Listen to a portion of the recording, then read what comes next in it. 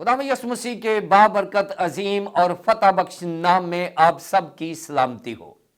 नाजरीन, हमारा आज का डिवोशन लिया गया है मुकद्दस पौलुस रसूल का फिलिपियों के नाम खत, उसका पहला बाब और उसकी 29वीं आयत से 30वीं आयत तक।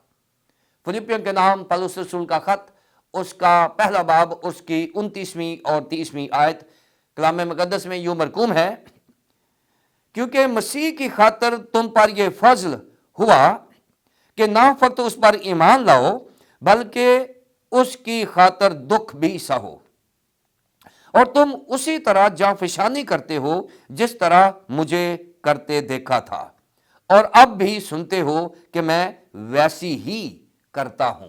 कलाम मुकद्दस के पढ़े और सुने जाने पर खुदावंद की बरकत हो, आमीन। नाजरीन, हमारे आज के डिवोशन का उन्वान है एजाजी मुसीबत, यानी मुसीबत एक एजाज है। अब ये फिलॉसफी जो है, ये मोहब्बत का वो मेयार है जो खुदा इंसान से करता है, क्योंकि उसने खुदावंद यसु मसीह ने सलीब पर कुर्बान होकर एक मुसीबत में से गुजरकर एक बहुत बड़ा एजाज हासिल किया कि वो आसमानों में से गुजर के बाप के दाहिने बैठा है। और अब जो मसीही हैं उनके लिए भी खुदावंद यसु मसीह की खातर मुसीबत उठाना एक बड़े एजाज की बात है। अगर हम 12वीं आयत से 28वीं आयत देखें तो पिछली 16 आयत में मुकद्दस पौलुस रसूल ने खुदावंद यसु मसीह की खातर अपनी मुसीबतों का जिक्र किया है और मुसीबत में खुशी की जो फिलॉसफी है उसको बयान किया है। अब 29वीं आयत में और 30वीं आयत में मुकद्दस पौलुस रसूल ने फिलिप्पी की कलीसिया को और आज 21वीं सदी की कलीसियाओं को यह पैगाम दिया है कि हम जो भी खुदावंद यसु मसीह के लिए चाहे उस पर ईमान लाते हैं या उसके लिए दुख उठाते हैं, यहां डबल ब्लेसिंग्स का जिक्र किया गया है कि we believers have double blessings. Double blessing हमारे पास कौन सी? पहली बात कि हम उसे अपना निजात दहिंदा मानते हैं, हमारा ये ईमान है। दूसरी बात कि हमारे ईमान की शराकत में हम उसके साथ दुख सहने के लिए भी तैयार हैं, जो हमारे लिए एक एजाज है। अच्छा हुआ कि मैंने मुसीबत उठाई ताकि तेरे आइन को सीखूं, क्योंकि मसीह की खातर तुम पर फजल हुआ है। नाज़रीन, ये जो फजल है ये मसीह की खातर हुआ है, हमारी कोई अहलियत नहीं है।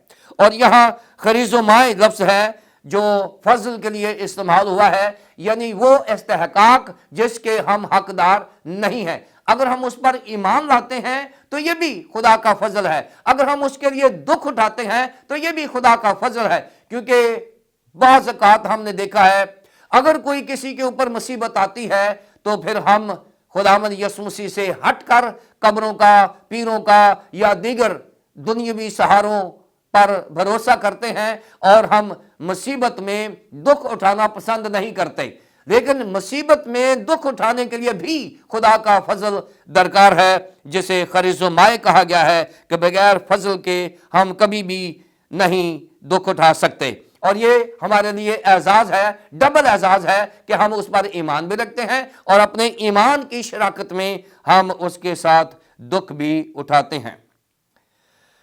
तुम पर यह फजल हुआ कि ना फक्त उस पर ईमान लो बल्कि उसकी खातर दुख भी सहो, और तुम उसी तरह जाफिशानी करते हो। यहां लिखा है कि तुम भी जाफिशानी, और पिछले डिवोशन में मैंने बताया था कि जाफिशानी के लिए जो यूनानी जुबान का लफ्ज है वो है कि अपनी बसात से, अपनी ताकत से ज्यादा काम करना। और हम ईमान में जाफिशानी करते हैं। यहां लिखा है, कलीसियाओं को बताया गया है, बिलखसूस फिलिप्पी की कलीसिया को और आज 21वीं सदी की कलीसियाओं को, कि तुम उसी तरह जाफिशानी करते हो जिस तरह मुझे करते देखा था। मुकद्दस पौलुस रसूल ने 12वीं आयत से 28वीं आयत तक बताया है कि मैंने किस तरह मसीह के लिए दुख उठाया और अपने ईमान में मजबूत रहा। इसी तरह फिलिप्पी की कलीसिया और 21वीं सदी की कलीसियाएं जो हैं वो उसी तरह ईमान में मजबूत है और दुख उठा रही हैं जिस तरह मैं उठाता था और उठा रहा हूं, और अब भी सुनते हो कि मैं वैसी ही करता हूं। और मुकद्दस पौलुस रसूल कहते हैं कि मैं जेल में हूं, آپ کلیسیا میرے لیے دعا کر رہی ہو، آپ بھی جانفشانی کر رہے ہو، میں بھی جانفشانی کر رہا ہوں، لہٰذا ہم دونوں مسیح کے ایمان میں بھی شریک ہیں اور خداوند یسوع مسیح کے ساتھ دکھ بھی اٹھا رہے ہیں۔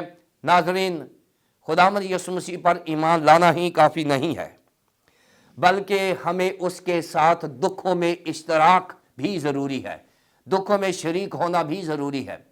ہمارے دکھوں میں ہی ہمارا اندازہ ہو جائے گا کہ ہم خداوند یسوع مسیح کے ساتھ کتنے وفادار ہیں، جو ہماری وفاداری کا ثبوت ہوگا۔ ناظرین، خداوند فلپی کی کلیسیا کی طرح اور مقدس پالوس رسول کی طرح ہمیں نہ صرف خداوند یسوع مسیح پر ایمان رکھنے کا فضل دے، بلکہ اس کے ساتھ دکھ اٹھانے کے لیے بھی ہمیں تیار کرے، تاکہ ہم اپنے ایمان کے وسیلے سے دنیا کے سامنے گواہی دے سکیں کہ ہم زندہ خدا کے بلیورز ہیں، ایماندار ہیں، اور اسی کے لیے ہمارا مرنا اور جینا ہے۔ خدا مجھے اور آپ کو ایسی ہی زندگی بسر کرنے کی توفیق عطا فرمائے۔ خدا باپ، خدا بیٹے، خدا پاک روح کے نام سے آمین۔